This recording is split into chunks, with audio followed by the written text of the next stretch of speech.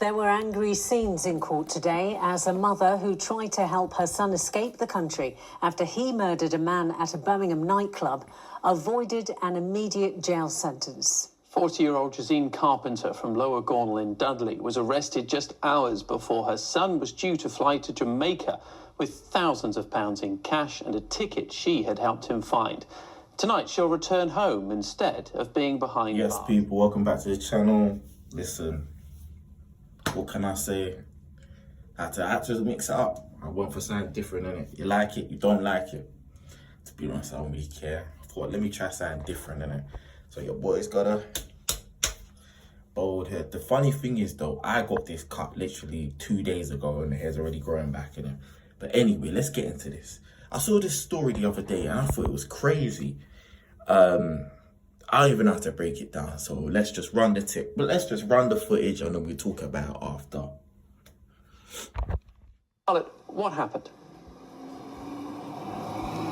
Well, Steve, I think it's safe to say that this was unexpected.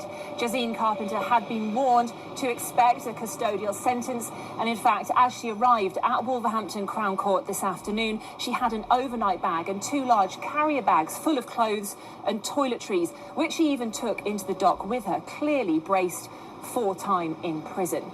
Now, let's just take a step back and look at the case which is behind all this. This all revolves around the death of 23-year-old Cody Fisher. He was murdered at the Crane nightclub in Digbeth in Birmingham on Boxing Day in 2022.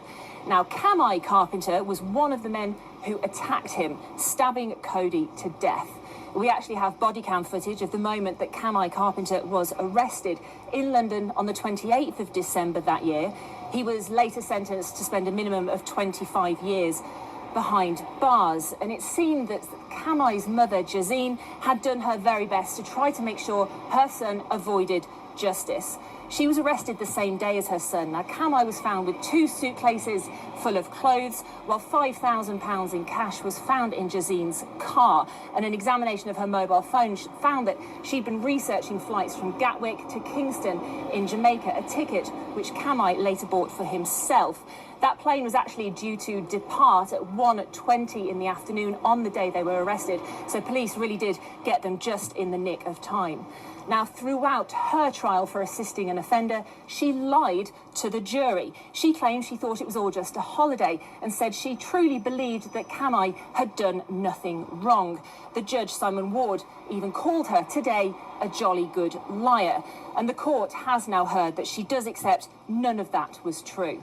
But there were lengthy arguments from her defence lawyer, Graham Wilson, who outlined what he said was her good character, her work as an NHS administrator, and her caring responsibilities for her sister, mother and 3-year-old daughter. And in the end, he passed a 2-year prison sentence, suspended for 2 years.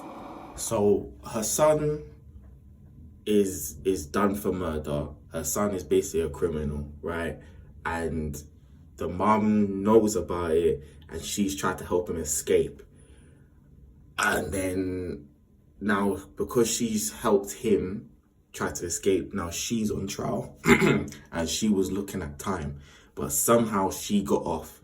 So there's so much stuff to get on to unpacking this. First of all, I just wanted to say, this is the reason why there's so much going on right now with the stabbings and young people being unruly. And I'm not saying this to have a go at parents. I'm not saying this to be on a high horse and to be high and mighty, because I was young at a certain point. I'm still young, but I'm talking about this new generation coming up. These 12-year-olds, 16, 17-year-olds. Even you got 10-year-olds walking around with ski masks on. Like, it's crazy to think that you have these 12, 10, 9-year-olds who should be in primary school, first year of secondary school, roaming the streets at all God-given hours of the night. It's like back in the day, you had a curfew, you had stuff to do. These kids now, like this story has proven, the parents are enabling the foolishness that's going on. Let me come home after doing a madness or me getting in trouble with the law. Do you think my mum's helping me? You think my dad's helping me? No. They'll probably call the feds and say, look, here he is, come take him. But this is the problem with the parents nowadays. You want to be their friend. You want to think, oh no, little Timothy wouldn't do that. He's such a good boy. No, no, no, no, no, no, no. What you know and what the streets know are two different things. And you can't be friends with these kids. You can't. If a kid came home, if your child came home after killing somebody, the last thing on your mind should be, let me try help him escape and give him X amount of money to, that's not love, that's not affection. You're failing your child. That's what you're doing. You're failing as a parent. You can't be friends with these kids. You got to set boundaries. And the fact that he even did this and that was your first thought, and then on top of it, you lied and you openly lied in court, and you are so lucky to get away with what you got away with. I think the only reason why the lady got away with not serving any time is because of her record. It was a clean record. She works for the NHS and she does good work in the community. But apart from that, I think she's very lucky. I think she's very lucky. And her son, there's so much to unpack. I.e., where's the dad in all this? Where's the biological dad? If he's dead, then, but we don't know. That's the other thing, that the child's father's not there. And this is why it's so important for fathers to be in their kid's life. Like, even if you see them once a week or you're picking up the phone, the child needs their parent. The child needs their father.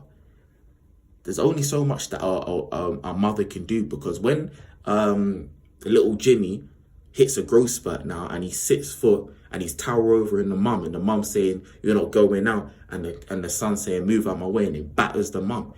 You know, it starts from the home and it starts from young. You need to have some sort of discipline. And I'm not saying that mums can't discipline their kids or anything, but you have to remember as well, the mum's role and the father's role. And when two parents are in the house, it's a teamwork. There's stuff that a woman can do that a man can't do. There's ways that a father can discipline their child that a mum can't discipline their child. There's points of view and of certain understanding that a man will have for a son that a woman won't have. There's certain bits that a man wouldn't know what to do with his daughter that a woman knows how to do. You know, when it comes to periods and stuff like that, there's certain conversations that a woman can have with her daughter that a father just can't really have, or it doesn't hit the same if a father's doing it. Not saying that he can't do it, but there's just certain things that a dad can bring to the table. And right now, the way the UK is going with the kids is scary. It's scary. This is not an anomaly. I can't even get my words out. This is not an isolated incident. Yeah, this happens a lot. But I was just shocked with what the parent did. The fact that she tried to get the kid sent to Jamaica, helped him try to get a ticket and all of this stuff. I just thought it was bad parenting. It was just very, very bad parenting. And it can only go down a certain way and a continuous cycle. And I guarantee you, once he comes out of prison, the mum's still gonna have him with open arms and hail him up and help him out and stuff. Don't get me wrong, that's your son. You know, you'll always have love for your child in a different sort of way, but at the same time, tough love goes a long way. And when your child does something wrong, it's just, you need to be firm. You can't be their friend. You can't. But like, comment, subscribe. Let me know what you think in the comments. But for me personally, this is some of the worst parenting I've ever seen. It really is. And this woman is so lucky to be alive, to be let out and not have prison time. Like, comment, subscribe. Peace.